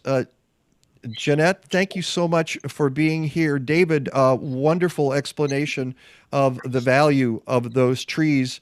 We're going to keep you guys both in the Rolodex, because this is far from over. Obviously, I think now that people see that maybe 20, they can see what it's like to have close to 800 trees removed, possibly more. And the thought that another 2,100 trees might come down in that general area, that's just transforms that neighborhood. What's the time frame? Is that like we could nobody will tell us for a year? Nobody will tell us. We go out there and we look at the tags on the trees, we look at the construction equipment, and we don't know. We never know. Nobody tells us, so it could start happening. You see, if it happens sooner, then we can't fight for the trees, right? How many cuts? 1,000 cuts, or one great big one? Yeah. All right. Well, David Nowak, sorry, Nowak. Nowak. Nowak. And Jeannette Hoyt, thank you both so very much. We will be in touch. All right. Thanks, Mike and Peggy. All right. It's the Mike Nowak Show with Peggy Malecki. We're going to wrap up when we come back. From spring seed and soil treatments to summer foliar feeding to fall stubble digesters, Blazing Star provides microbial tools from tiny biologicals for natural and organic farmers. They have solutions for home gardeners too. And Blazing Star offers agroecological education and consulting, especially for permaculture work in zones 4 and 5. Learn more about these great folks at blazing-star.com.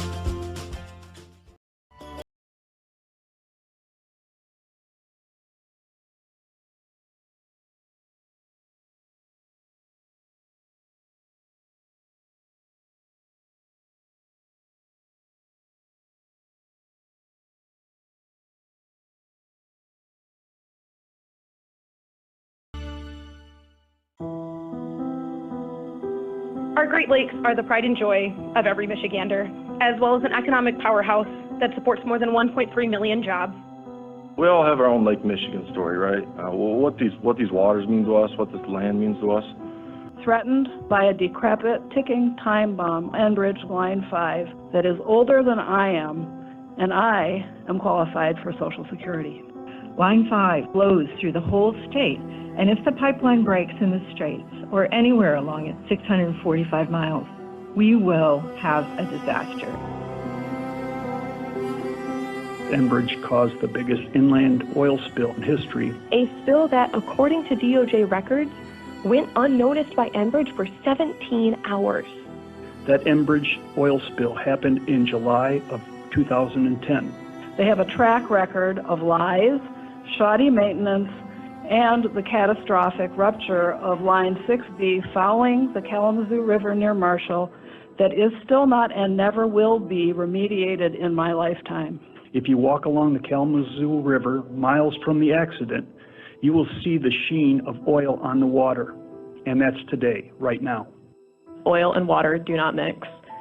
So we're asking, reject this short-sighted tunnel. We need to shut down Line 5.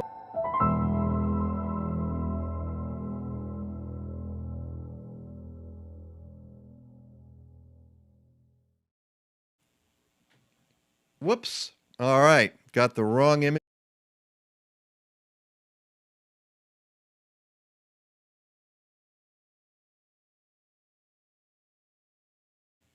That's what I wanted. Okay. Hello. Sorry about that. That's another topic we need to start discussing. Line 5 and Line 3. Yep.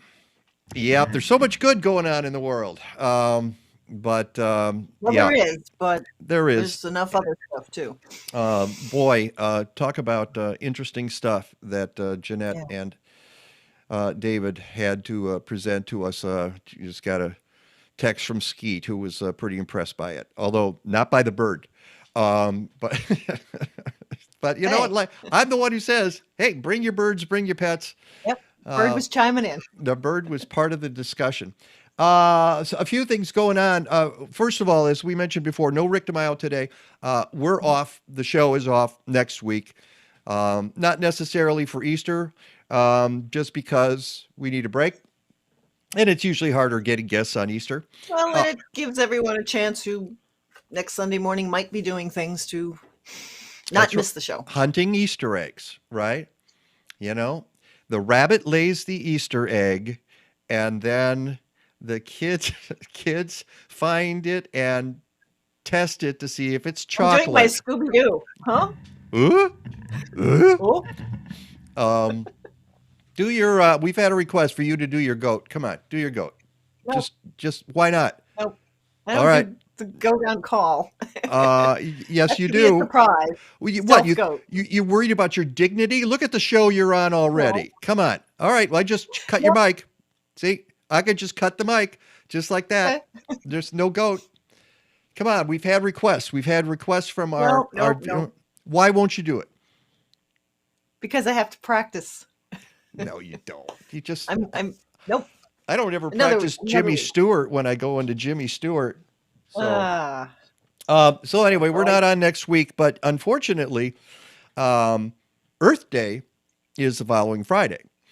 And so we're going to wish you right now Happy Earth Day. Obviously, we won't be doing any particular segment on Earth Day because we won't be here.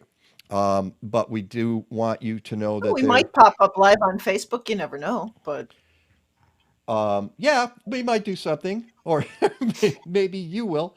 I don't know. well, there's an event happening. We were alerted to. If I can talk about that one. Yeah, go for We've it. had Julian Hoffman on the show talking about Irreplaceable, his book Irreplaceable: The Fight to Save Our Wild Places, and Who we need to wrote us have this back. week. We need to get him back here. Yeah. Yeah, and going back to that Natural Awakenings article, he was also interviewed in that piece. Anyways, he on April 22nd at noon, he's going to be in a special Go Green Reads event, a virtual event, along with the book stall, which is an independent bookseller in Wilmette. He's going to be talking about Irreplaceable: The Fight to Save Our Wild Places, et cetera, et cetera. It's going to be a live interaction. He'll be talking in Q&A. So this is April 22nd at noon. Celebrate Earth Day with author Julian Hoffman. I can put the link on Facebook. Unfortunately, I can't put it anywhere else due to the problems we're having with Restream this morning. So it is on Facebook. What are we having with Restream? Did it? I had texted you about that. Yes, it is not working. I thought so. It seemed to stop after the. Yes, it's so totally locked up. I've tried to reload it multiple times. It could have something to do with the bot that was hitting it. So, and apologies to our viewers. There is a bot that I think we got rid of, but. Oh, Lordy. See, I didn't see any of that here. And if we haven't been responding to you on Restream or using I've been responding directly on Facebook, but it's hard to be responding on YouTube. So. This is just, we got to talk to the Restream people. And that's why we haven't, we kind of stopped reading the comments because they just stopped coming in. Yeah, it stopped right after Doug Tallamy. Yeah. So I want to tell you about a couple of composting events on Saturday, April 16th. One of them is at Garfield Park Conservatory. That's at 300 North Central Park Avenue in the south parking lot from 10 a.m. to 2 p.m. It's Illinois Extension is behind this. You can drop off kitchen waste to be composted and pick up a bucket of finished compost. Please bring your own bucket. finish. Well, they're not going to supply the buckets. See, that's the new meaning of BYOB. Put out your hands like this, and we'll drop compost into No, it. just like use the bottom of your T-shirt. Here, put it here. I know, and that's what they say. It's a BYOB. Bring your own bucket. BYOB. Finished compost is first come, first served. You can also win a grow bag or bed. Pick up a free plant start donated by Gotham Greens. Learn more about how to compost at home. See a worm bin in action. And talk to an Illinois Extension Master Gardener or Compost Ambassador. So there's that one. That is, again, 10 a.m. to 2 p.m. at Garfield Park Conservatory. Then there's one at Plant Chicago the same day. That's on the south side from 11 a.m. to 3 p.m. And that's at 4459 South Marshfield in Chicago. And it's pretty much the same deal also by Illinois Extension. Drop off a kitchen waste to be composted and pick up a bucket of finished compost, BYOB. And all the other stuff, the grow bag, the free pick up free plant starts, and or native tree provided by the Morton Arboretum Chicago Trees Initiative. So, and you can purchase locally grown and made products, visit Plant Chicago's indoor and outdoor gardens, learn more about how to compost, and, as we mentioned before, see a worm bin in action. Ooh. And then on April, you don't have this one, but on April 23rd, Friends of the Parks is coordinating Chicago Earth Day cleanups across the city and near in, but it's annual Earth Day Parks and Preserves celebration and cleanup for more than 30 years. Friends of the Parks has supported park advisory councils and other portions of the Chicago Park District. There's an online event sign up. If you go to earthdaychicago.org, that's on the Saturday. And this year's theme is Invest in Our Parks, Preserves Planet. All right, and there is a meeting, Save Bell Bowl Prairie public meeting this Tuesday, the 12th of April, from 6 p.m. to 7. I saw one place to 7:30, but at any rate, it starts at 6 p.m., but this says 7 p.m. on the website. Yeah. I saw the invite come in from Kim. It's a Zoom meeting. And anybody's welcome to get it up. She said 6 p.m. to 7:30. Right, and on the website it says 6 p.m. to 7 p.m. So, show up at 6. It's just a public meeting. It's an informational meeting to keep you apprised of what the status is. And basically, it's on hold right now until... on April 15th, though, they've got a couple of other events. So 3 days later, there's a Bumblebee Homecoming and Prairie Watch Party. It says Rusty Patch Bumblebee Queens are emerging. Join us at the intersection of Beltline Road and Cessna Drive to celebrate the beginning of foraging season for our endangered bumblebee. We will use this as an opportunity to monitor the prairie and photograph any birds and wildlife present. Fun activities and learning opportunities will be included. So it sounds to me, and I haven't talked to them, sounds to me like they're going to have access to the prairie on the 15th of April. That's Friday from 7 a.m. to 11 a.m. I might have to head on out there just to see what's going on and see what's going on. Bring your phone camera and check it out. I'm kind of surprised at that is the case. But then I haven't heard from the folks for a while. I haven't paid as close attention as I probably should have. And then finally on the 23rd, which is Saturday the 23rd, Pollinator Palooza. Join prairie advocates at Severson Dell Nature Center's celebration of pollinators. It's a family event, and you can find about all of these by going to savebellbowlprairie.org. And there's a lot of things happening in the various forest preserves as well. I'm reading the handy dandy calendar in the back of Natural Awakening Chicago. All right. The various forest preserves have events, so check them out. Check out their websites. And also Morton Arboretum. I don't know if registration's still open. It's the Champion of Trees 10K run on April 23rd. All right. With that said, want to thank everybody who was on the show today, including Doug Tallamy, who is just the best. Really appreciate his showing up, and grab a copy of one of his books if you can. Looks like The Nature of Oaks is going strong. Also want to thank Jeannette Hoyt from Save Jackson Park, David Nowak from the USDA Forest Service. Our thanks to Kathleen. Our thanks to Lagata the cat and Basil the dog. And all of you viewers, sorry about the problems on Restream. Until next time, go green or go home. Yes, it's over. How'd you like it? I don't know. I slept through the whole thing. Well, you didn't miss much.